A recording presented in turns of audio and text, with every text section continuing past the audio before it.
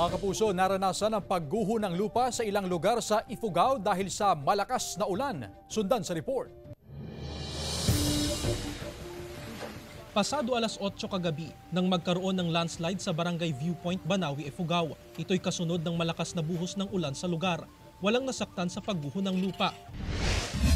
Samantala, ayon sa Pag-asa, isa ng ganap na low pressure area ang cloud cluster sa labas ng Philippine Area of Responsibility na huling namataan sa silangan ng northeastern Mindanao. Ayon sa Pag-asa, posible itong pumasok sa parmamayang gabi o bukas. Inaasahang lalapit yan sa Bicol Region at Eastern Visayas. Malayo pa sa bansa ang nasabing LPA at easterlies pa rin ang makakaapekto sa maraming lugar. Samantala, sa kabila ng nararanasang pag-ulan sa gabi, ramdam pa rin ang mainit na panahon sa ilang bahagi ng Hilaga at Gitnang Luzon.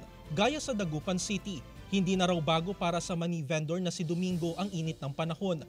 Araw-araw siyang umiikot sakay ng tricycle para magbenta. Kaya raw lagi siyang may malaking payong sa kanyang paglalako.